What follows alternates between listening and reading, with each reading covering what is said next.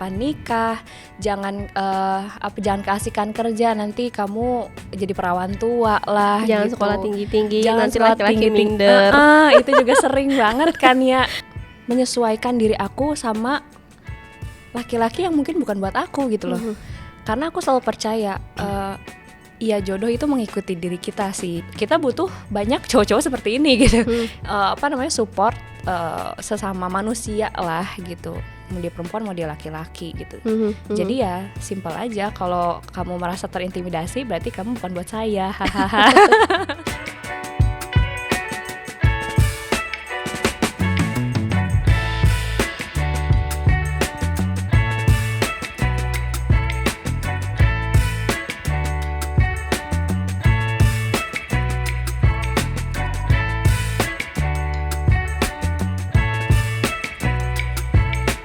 Halo sahabat anak Indonesia, ketemu lagi dalam program Temania yang akan hadir setiap hari Sabtu jam 7 malam hanya di Aris Merdeka Official.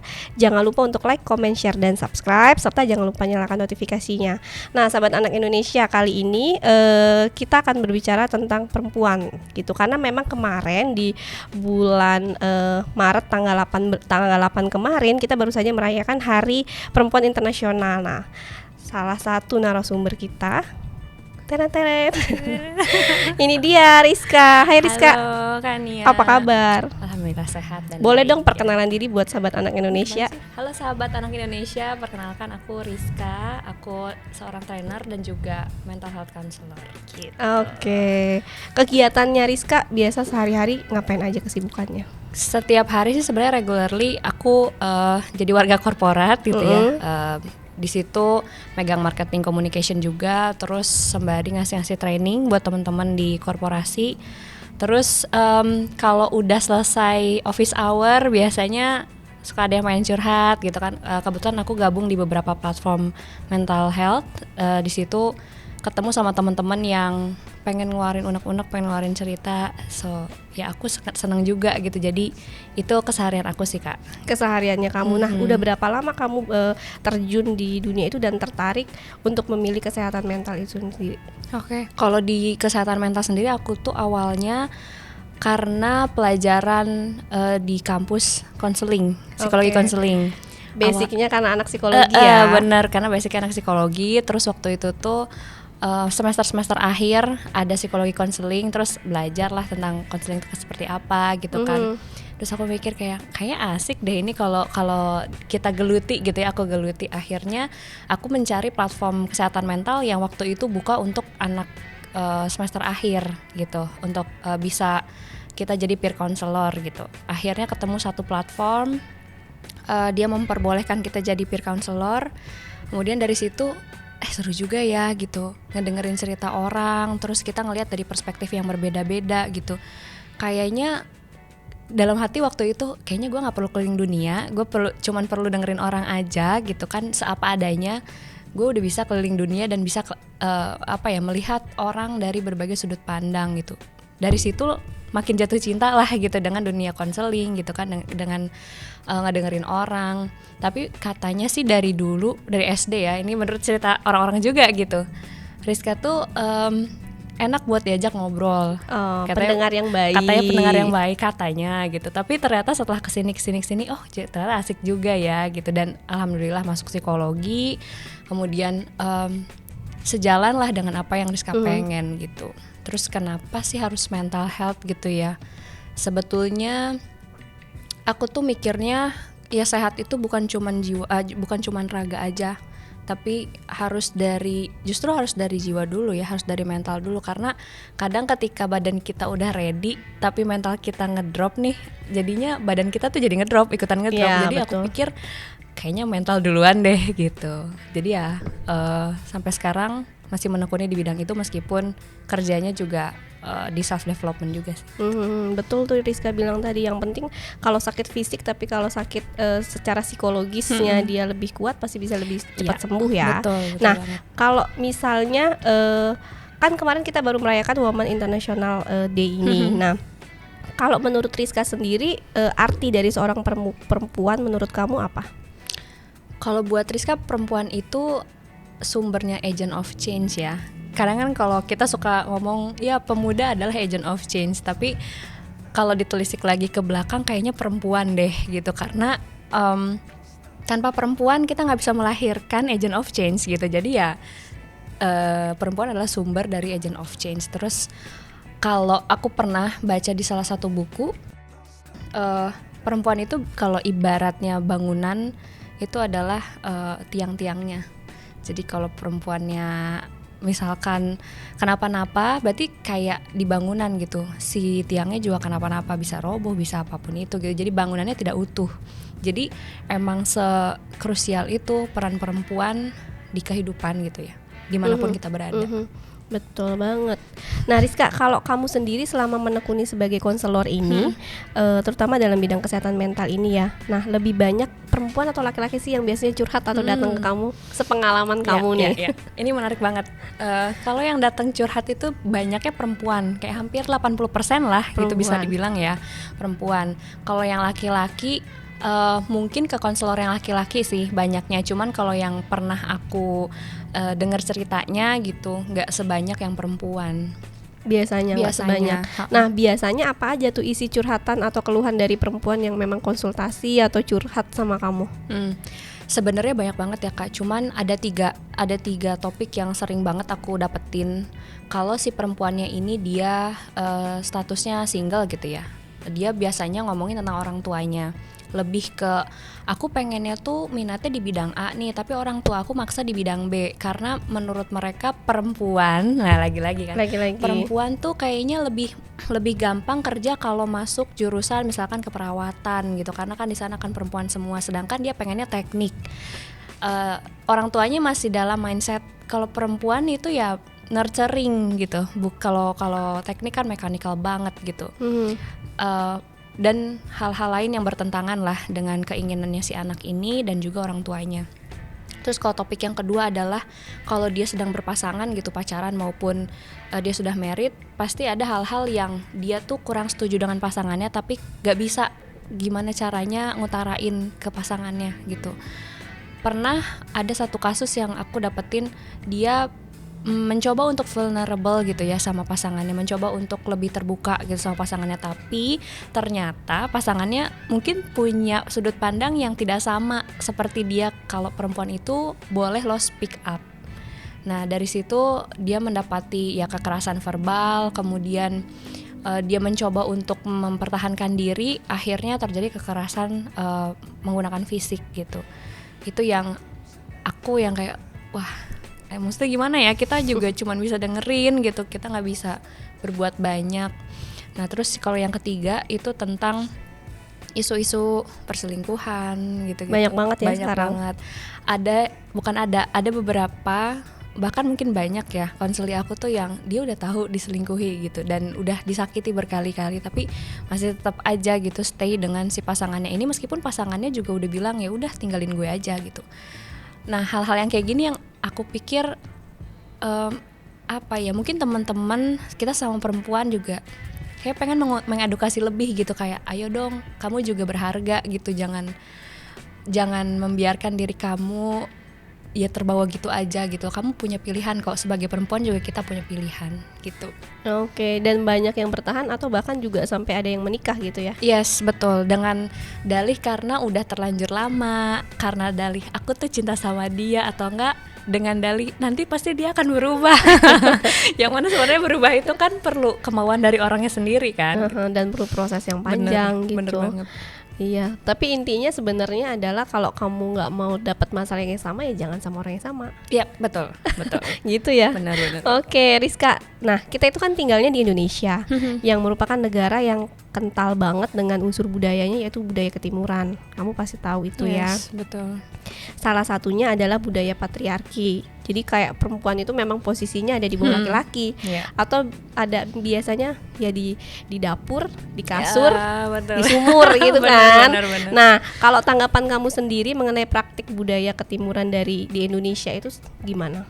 Oke, kalau menurut aku sih ya Kak, kalau ngelihat dari dibandingkan budaya patriarki Indonesia zaman dulu sama sekarang, sebetulnya ada kemajuan lah gitu. Karena mungkin ada media sosial juga gitu kan.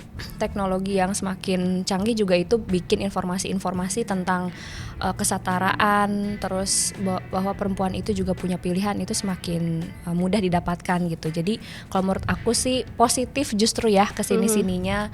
Terus beberapa platform juga kan banyak yang membahas tentang hak-hak perempuan gitu. Jadi aku sebenarnya kalau sekarang justru lihat sosmed tuh seneng gitu, kayak banyak ya ternyata orang-orang yang akhirnya mau memahami, dan gak cuma perempuan gitu, laki-laki juga banyak yang akhirnya terbuka kali ya pemikirannya gitu, bisa melihat dari sudut pandang lain bahwa perempuan juga sama-sama manusia, sama seperti saya gitu. Cuman memang ada di beberapa adat kali ya, karena kan kita adat istiadatnya beda-beda dan banyak banget gitu. Yang mana sebenarnya kalau kita lihat mayoritas dari adat-adat itu adalah ya patriarkis gitu. Even bahkan agama pun gitu kan ada yang patriarkis gitu. Tapi sebenarnya kalau menurut aku gimana kitanya menyikapi sih, gimana perempuan itu menyikapi dan bagaimana si perempuan ini bisa membawa dirinya gitu supaya budaya patriarki ini tidak menjadi tidak menjadi racun buat dia, tapi bisa jadi modal sebetulnya. Kalau kitanya dalam tanda kutip pintar-pintar gitu ya, melihat si budaya patriarki ini gitu. Oke. Pintar-pintar sebagai perempuan. Pintar-pintar. Dan sebenarnya juga untuk menghindari juga jangan terlalu bergantung sama laki-laki ya. Betul. Kalau terjadi sesuatu sama kita nggak segan untuk ya udah lepas gitu ya dari dia. Karena sebenarnya juga banyak kasus kekerasan rumah tangga juga terjadi karena perempuannya bergantung baik secara ekonomi, finansial dan lain-lain gitu. Nah, menurut kamu sendiri untuk saat ini tantangan dan keuntungan menjadi seorang perempuan itu apa aja? Kalau dilihat-lihat kan mayoritas daerah di Indonesia itu kan banyak banget yang masih yang tadi kamu sebutkan masih menganut budaya patriarki kan. Betul. Di beberapa daerah. Ya. Itu gimana? Nah, kalau aku sih ngelihatnya keuntungan jadi perempuan zaman sekarang gitu ya, apalagi di Indonesia gitu, khususnya di Indonesia. Sebenarnya dengan ya sudah mulai melek tentang kesetaraan gender gitu ya, kesetaraan peran, ada banyak sekali kemudahan-kemudahan yang perempuan zaman sekarang tuh bisa dapatkan dibandingkan perempuan-perempuan zaman dulu gitu ya. Cuman itu juga bisa jadi tantangan, karena tantangannya adalah di zaman sekarang kita bisa bebas memilih profesi kita mau seperti apa, kita mau kerja di mana. Tapi dengan kita bekerja apa saja dan bekerja di mana saja, ada stigma-stigma yang kayak aduh jangan kerja mulu dong, nanti kamu jadi perawan tua gitu-gitu lah. Nah itu kan maksudnya itu masih sering ya? Masih sering gitu. Dan aku pun pernah mengalami sendiri dapat omongan-omongan kayak gitu. Nah jadi sebetulnya keuntungan dan kerugian itu akan satu paket. Mau dimanapun gitu ya, khususnya di Indonesia gitu. Jadi menurutku gimana kita menyikapinya lagi sih, balik lagi ke Kania gitu. Oke, tapi kamu sendiri menjawabnya gimana? Kalau misalnya ada orang yang tiba-tiba langsung nanya gitu kan, jawaban kamu supaya memang sebetulnya itu juga menyinggung juga. Salah satunya kan itu ya nggak bisa juga ya, setiap orang itu kan punya tujuan hidup masing-masing, yang punya planning masing-masing, yang nggak mungkin disamakan harus nikah di usia berapa kan gitu. Betul. Tapi kamu menjawab langsung tanpa menyinggung perasaan orang yang bertanya itu gimana? Kalau aku tuh jujur sih awal-awal tuh tersinggung banget ya, yang kayak ternyata senior-senior aku yang dulu bilang kapan nikah terus rasanya sebel tuh kayak gini rasanya gitu. Karena kamu sebagai junior pernah nanya. Bener, karena aku pernah nanya, dan juga waktu itu tuh masih hits banget kan di Twitter gitu kan, di Instagram, kapan nikah kok jadi suatu hal yang sering banget ditanyakan gitu. Itu kan bisa menyinggung orang lain. Waktu aku kuliah aku merasanya kayak emang iya ya, ditanyain gitu doang tersinggung gitu. Tapi setelah berjalannya waktu gitu kan ya, aku juga mengalami sendiri gitu, dan aku lumayan lama waktu itu single. Pertanyaan-pertanyaan itu tuh ternyata muncul gitu kan, dan ternyata nggak enak juga ya ditanyain kayak gitu, kapan nikah, jangan keasikan kerja, nanti kamu jadi perawan tua lah, jangan gitu. Sekolah tinggi-tinggi, jangan nanti sekolah laki-laki tinggi-tinggi minder. Itu juga sering banget kan ya, jangan sekolah tinggi-tinggi nanti cowok minder. Jangan terlalu fokus sama kerjaan, jabatannya jangan tinggi-tinggi, nanti cowok-cowok nggak ada yang mau deketin kamu, katanya gitu. Apalagi kalau gaji kamu udah lebih tinggi gitu. Ya gitu kan. Tapi aku pikir lagi yang kayak masa sih aku harus menyesuaikan diri aku sama laki-laki yang mungkin bukan buat aku gitu loh. Karena aku selalu percaya ya jodoh itu mengikuti diri kita sih. Maksudnya dia akan cocok sama kita kalau dia juga bisa menerima perspektif kita, bisa melihat dari sudut pandang kita juga, dan kitanya sama gitu ya, bisa melihat dari sudut pandang dia juga gitu. Jadi seharusnya sih bukan jadi masalah ya kalau kita mau berkembang, mau sekolah tinggi, mau kerja, fokus di kerja gitu. Cuman memang along the way gitu aku juga berpikir gitu ya, dan juga menyadari gitu bahwa iya, hidup kita nggak tentang diri kita aja gitu. Ada keluarga, ada adik kakak, kalau punya pasangan ada pasangan kita. Jadi gimana caranya kita bisa balance sih? Betul, gitu. Membuat kesepakatan ya antara kamu, orang tua dan pasangan. Yes, betul. Tapi juga nggak mengikuti standar dari orang lain. Gitu. Tetap jadi diri sendiri aja. Betul banget. Memang menikah itu bukan karena dikejar umur. Dikejar teman udah nikah, udah punya anak berapa, dikejar undangan gitu. Ya kan, ini undangan lagi gitu kan. Iya, karena tujuan orang tuh masing-masing punya goalsnya ya kan gitu. Siapa tahu tahun ini Rizka mau ngejar apa, baru betul, mau itu kan betul. Gitu. Karena apa langkah yang kita ambil itu kan pasti ada alasannya, dan kita nggak tahu gitu. Makanya aku juga sempat merasakan gitu kan. Jadi bukan kamu. Jadi sebenarnya ya nggak enak gitu. Jangan sedih. Jangan sedih. Kita nggak sendirian gitu kan. Kita nggak sendirian. Oke.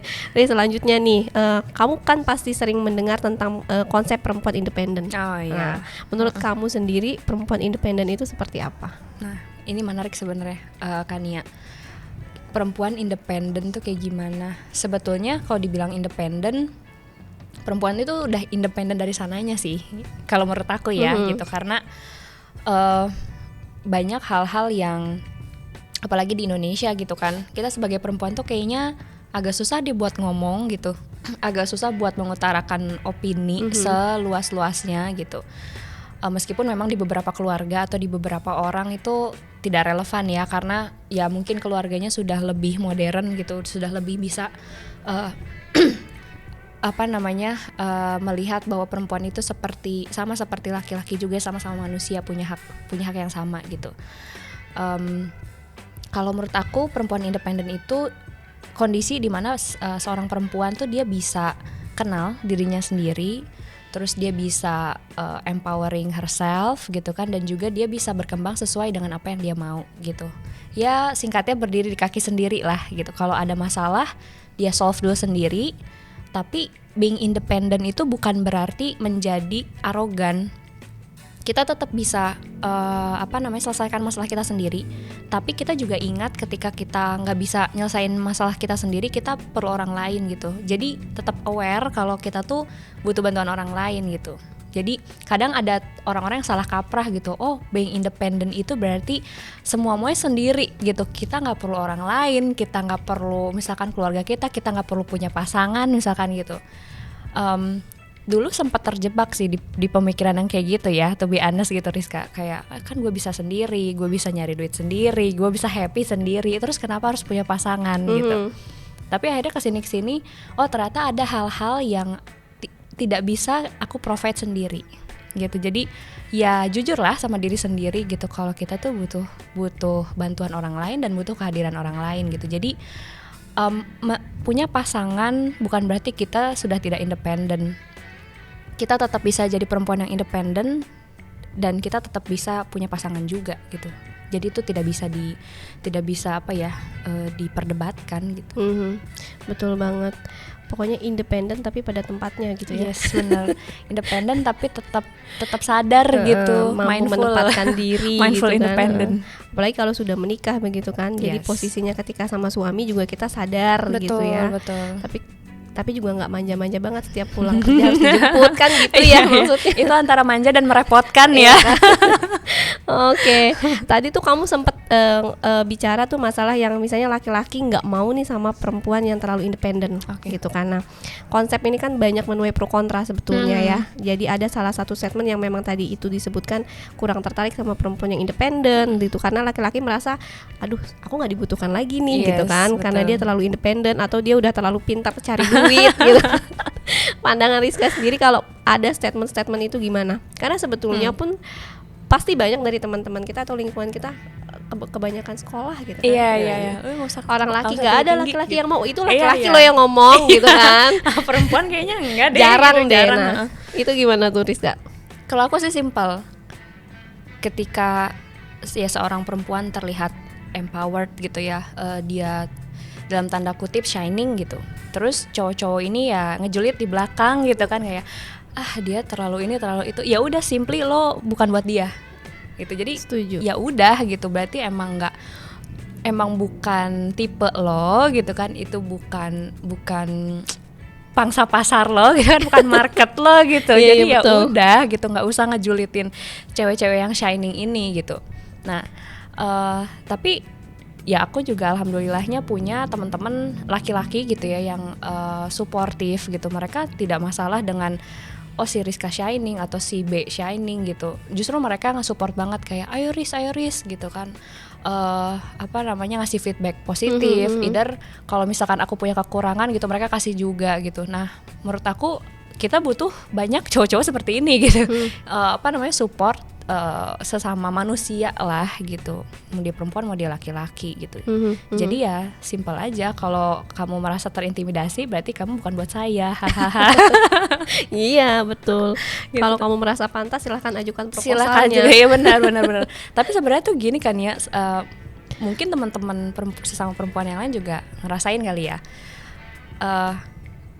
Banyak orang bilang iya Rizka independen, Rizka mandiri gitu. Padahal sebetulnya cewek-cewek mandiri ini gitu ya, cewek-cewek independen ini tuh aslinya gitu kan.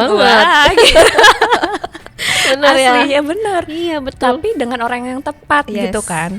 Ya kita juga kita juga nggak mau lah menginvestasikan waktu kita untuk orang yang nggak nyambung gitu kan, nggak nyambung, nggak ngerti kita pengennya seperti apa gitu. Karena cewek-cewek independen juga sebenarnya mau kok ngertiin lo sebagai laki-laki dan gitu. merengek-rengek juga kok, minta apa yang dia mau. Bener banget. Tapi dia nggak menunjukkan di depan semua orang. Kalau gitu. di depan semua orang kan kita profesional ya gitu, kayak harus semuanya bisa sendiri apa segala macam. Tapi ya itu, when it comes to home gitu, ketika pulang ke rumah gitu, ya beda lagi perannya gitu. Jadi jangan takut sama cewek-cewek independen ya teman-teman. Karena sebetulnya nggak independen banget kalau udah ketemu pasangan yang tepat. Betul.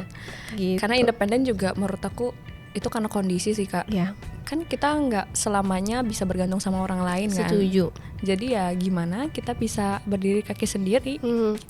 Iya, setuju banget tuh sama Rizka tadi. Salah satu juga yang membentuk aku sekarang ya karena aku tinggal sendiri gitu, tinggal jauh dari orang tua. Mau nggak mau yang tadinya kita makan udah tinggal ngambil di piring, ngambil di meja, kita harus beli, mikir makan apa. Ya, mau beli ke warteg atau jalan kemana dulu, iya, ada usaha gitu kan. Mau nggak mau itu yang membuat kita akhirnya juga jadi independen mau nggak mau ya kan. Benar. Gitu. Nah, aku punya beberapa pandangan umum nih di masyarakat yang bisa kamu respon berdasarkan pengalaman atau pendapat pribadi kamu ya. Gitu nih, misalnya yang pertama, perempuan yang sudah menikah diminta untuk memilih antara menjadi ibu rumah tangga atau menjadi perempuan karir. Sedangkan laki-laki tidak mendapatkan pertanyaan seperti ini kan? Ya kan? Nah, bagaimana pandangan kamu? Kalau aku sih lebih Rizka yang tadinya sibuk. Wah iya benar. Kania lihat di Instagramnya aktif gitu. Terus tiba-tiba jadi zup gitu kan. Diminta jadi ibu rumah tangga gitu. To be honest tidak bisa sepertinya ya gitu. Tapi again balik lagi gitu. Aku pasti akan berdiskusi juga dengan pasanganku gitu. Kalau aku punya dream yang seperti ini, aku pengennya menjadi perempuan yang kayak gini tanpa aku mengejampingkan misalkan kamu dan misalkan nanti anak-anak gitu. Ya dari situ kan kita ada diskusi, tukar pendapat, baiknya seperti apa gitu. Dan aku juga pasti akan menanyakan gitu, apakah dengan kegiatan-kegiatan aku yang mungkin bisa dibilang cukup padat atau variatif, itu kamu merasa terancam atau enggak sih gitu. Apakah kamu cukup merasa nyaman atau ada hal-hal yang kamu enggak nyaman. Jadi sebenarnya kita juga sebagai perempuan kita harus tanya juga sih ke pasangan gitu ya, kita menjadi setara aja lah gitu. Di dalam hal cinta kita perlu komunikasi yang setara dan juga sudut pandang yang setara gitu. Kalau kayak gitu kan jadi enak. Kalaupun ada hal-hal yang nantinya memicu perdebatan gitu kan. Tapi kalau kita udah satu frekuensi, udah bisa ngobrol enak ya enak aja, pasti ketemu jalan keluarnya. Cuman kalau Rizka pribadi sih, kalau nanti udah punya anak gitu ya, karena kan sekarang belum nikah nih gitu kan, jadi belum kebayang banget akan seperti apa. Cuman sepertinya di tahun-tahun awal anak lahir gitu, sampai at least 5-6 tahun mungkin akan memutuskan untuk bekerja dari rumah. Ya, any kind of job lah yang bisa aku lakukan di rumah gitu, ataupun kalaupun harus keluar tidak harus tiap hari gitu, nggak office hour 8 to 5 gitu. Kayaknya agak berat juga sih, karena aku juga pingin nanti anak-anakku mendapatkan value yang turun langsung dari aku gitu. Oke. Nah, terus bagaimana dengan perempuan yang menurut kamu mereka bisa menjalani keduanya? Hebat banget. Hebat banget ya. Hebat banget. Aku selalu salut sama dulu waktu kita kuliah kan dosen-dosen ya. Dosen-dosen yang dia ngajar dari pagi sampai sore, abis itu belum lagi ngasih seminar di luar lah, belum lagi praktek segala macam, terus pulang ketemu suami, ketemu anak dan bisa ngurusin. Kayak wow, gila, keren banget gitu. Karena aku ngurusin diri sendiri aja tuh repot gitu. Capek banget rasanya ya. Ngurusin diri sendiri sama pekerjaan tuh udah kayaknya capek banget deh. Ini belum lagi dia ngurusin keluarganya gitu.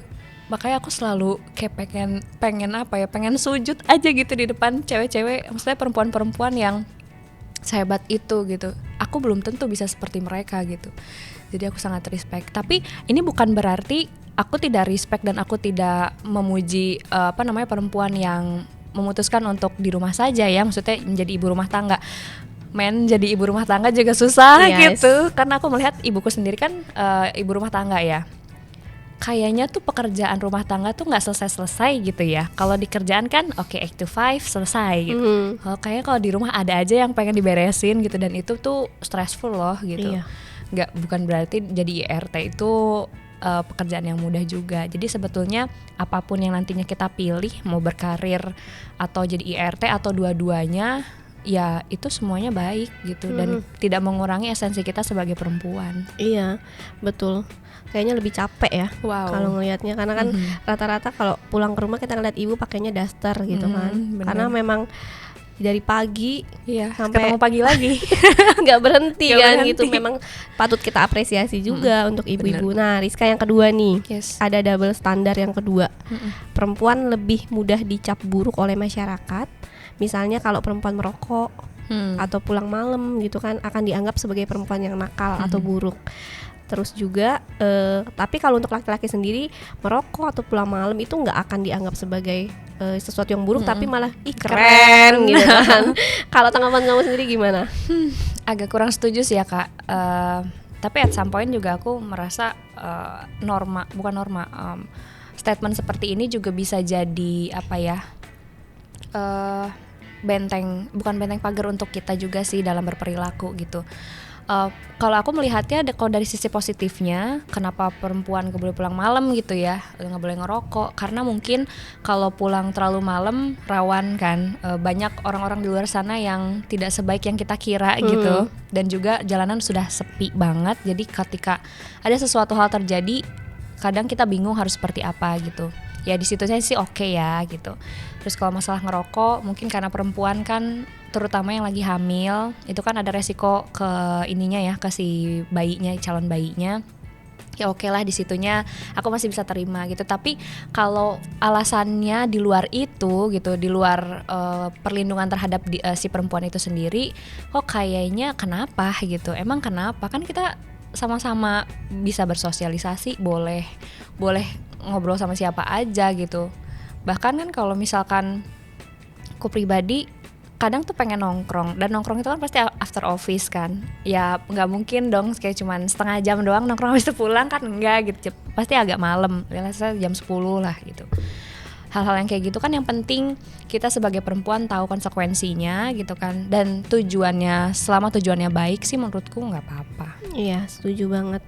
Atau bahkan pulang kerja malam juga tetangga julid gitu. Benar, ini perempuan ngomongnya bukan perempuan lagi, perawan lagi kan, ini anak perawan gitu pulangnya malam-malam. Oke lah gitu. Itu masih ya, masih di karena beberapa masih. Pengalaman temanku juga ada yang memang kerjanya ya anak IT ya. Sistem kerjanya kan waktu kita tidur dia ngoding, ngoding dan lain-lain kan gitu. Benar, Pulang subuh dilihat tetangga dipikir kerjanya apa nih gitu. Wah, kadang-kadang karena masyarakat kita juga nggak terbuka ya pemikirannya, nggak tahu juga semua jenis pekerjaan tuh banyak dan lain-lain gitu kan. Apalagi zaman sekarang kan. Zaman sekarang banyak banget pekerjaan yang nggak harus pagi sampai sore gitu, bisa dilakuin malam sampai subuh saat orang tidur gitu. Oke, yang ketiga nih Rizka, perempuan atau ibu. Ini sebenarnya relate banget sama pengalaman temanku sendiri nih. Sering banget disalahkan dalam mengurus anak. Meskipun nggak punya anak ya. Gitu. Misalnya apabila anaknya kurus atau lambat dalam perkembangannya. Jadi muncul nih kalimat gitu, bisa jadi dari suami sendiri, bahkan mertua sendiri gitu ya kan, nggak becus ngurus anak gitu kan. Jadi dianggapnya tuduhan ini tuh kayak memang benar-benar ditujukan untuk si ibunya aja gitu, dan nggak ada ditujukan untuk si laki-laki. Nah, menurut kamu sebenarnya memang peran ibu atau peran perempuan ini lebih pentingkah dalam pertumbuhan atau perkembangan anak dibandingkan dengan ayah? Kalau menurut aku pribadi ya Kania, mau ibu mau ayah, dua-duanya punya porsi yang sama sebetulnya dalam mendidik anak. Cuman memang kalau mungkin kenapa perempuan dilihatnya lebih dominan dalam mendidik anak, karena kalau perempuan kan pakai emosional gitu, lebih bisa dekat dengan anak dibandingkan laki-laki yang lebih banyak menggunakan logika gitu. Cuman secara harusnya sih sama ya pendidikan. Jadi kalau misalkan anaknya kurus, anaknya kenapa harusnya nanyanya ke dua orang itu gitu, ke si bapak dan ibunya, bukan hanya ke ibunya aja. Aku juga pernah dapat beberapa kali konseli yang dia baru jadi ibu anak pertama gitu kan, terus kemudian ya terjadi sesuatu sama anaknya gitu, kemudian yang dicibir itu sama keluarga suaminya ya dia gitu, gimana sih jadi ibu gitu, makanya jangan kerja mulu gitu. Aku sebagai orang yang belum pernah menikah dan belum pernah punya anak gitu, ngedengarnya aja sakit, gimana yang ngejalaninnya gitu loh. Jadi kalau aku sih mikirnya, udahlah, ayo kita sama-sama berempati yuk gitu. Kalau mau bertanya soal si anak ini kenapa seperti itu, mungkin bisa dengan cara yang lebih proper gitu, kayak si anak ini gimana gitu, sehat enggak gitu, oh gini-gini kan jadinya cerita, jadi lebih enak gitu dibandingkan kayak kamu sih nuduh-nuduh, pokoknya nuduh-nuduh kayak gimana gitu. Jadi tujuannya nunjuk aja terus, jadi nyalahin aja. Ya bisa kan ada cara lain yang bisa kita lakukan untuk bertanya gitu. Meskipun memang dengan dalihnya iya kan ini demi kebaikan si anak, pasti ngomongnya gitu. Ya demi kebaikan anak, tapi cobalah untuk ngomongnya lebih proper juga gitu bertanyanya gitu, dan kedua belah pihak ya, jangan cuma ke ibunya aja gitu. Kayaknya nggak adil ya, orang buatnya berdua gitu kan, yang disalahin ibunya aja doang gitu. Jadi ya gitu sih, harusnya dua-duanya balance. Iya betul, setuju. Jangan itu deh pokoknya, nggak berani komen. Oke, Rizka, tadi kamu bilang ya kamu belum menikah tapi kamu pernah jadi anak gitu kan. Jadi pasti tahu lah gitu. Boleh nggak kasih saran misalnya buat sahabat anak Indonesia, temannya di luar sana, untuk perempuan di luar sana, gimana sih cara pengasuhan anak dari pengalaman kamu, berdasarkan pengalaman orang tua kamu gitu kan, mengingat hal itu memang berpengaruh besar ya terhadap perkembangan atau masa kehidupan mereka ke depan. Oke. Kalau aku sih yang aku dapat insight dari orang tuaku sendiri gitu ya, hal-hal yang akan aku copy paste sepertinya nanti adalah kebebasan untuk kita memilih sih. Jadi kalau aku dari kecil, dari TK malah kalau ada ekskul apa aku selalu pengen ikut gitu. Dan alhamdulillahnya orang tuaku bisa memprovide itu, maksudnya ya nggak apa-apa selama tujuannya benar gitu kan, tujuannya nggak aneh-aneh dan kamu bisa bagi waktu gitu. Selalu diwanti-wantinya soal itu aja sih, tujuan utama kamu sekolah, jadi jangan sampai terbengkalai, dan juga kamu bisa bagi waktunya sehingga kamu nggak capek dan nggak bikin ya kamu drain sendiri gitu. Itu sih yang pengen aku copy paste gitu, dan aku berterima kasih banget gitu kan sama orang tua aku bisa cukup open di bagian itu gitu. Hal lain sebetulnya yang menurutku penting adalah bagaimana kita sebagai orang tua tuh bisa mendengarkan anak seapa adanya. Karena aku tuh mikirnya gini, kalau anak udah curhat keluar karena dia di rumah merasa gak safe untuk ngomong, itu tuh kayak bikin celah untuk dia bisa ngapa-ngapain di luar gitu. Bahaya malah ya. Bahaya, curhat sama orang, mending kalau dia curhat sama temennya yang baik ya kan. Kalau dia curhat sama temennya yang dalam tanda kutip nakal gitu, Aduh. bilang kayak gini, wah berarti orang tua kamu tuh nggak sayang tuh sama kamu, ya udah kamu ikut aku aja. Nah kan yang kayak gitu-gitu kita nggak tahu tuh, makanya aku pingin sekali kalau nanti punya anak, aku bisa mendengarkan seapa adanya anakku bercerita gitu. Jadi mau dia salah kayak mau temennya yang salah, dengerin dulu aja gitu. Yang penting gimana caranya aku bikin safe space gitu untuk dia bercerita. Aku akan gali maksudnya ceritanya, kenapa bisa seperti ini, kenapa bisa seperti itu, terus kamu ngapain abis itu.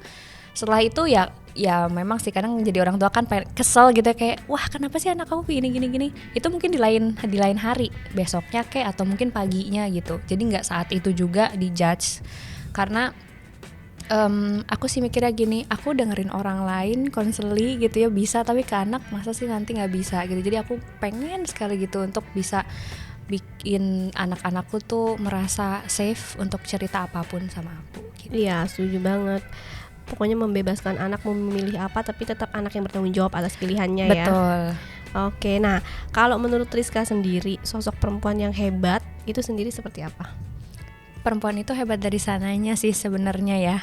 Kalau kita mungkin teman-teman yang perempuan gitu merasakan menstruasi gitu kan, itu kan sakit banget ya gitu. Setiap Mohon bulan, maaf, iya. setiap bulan.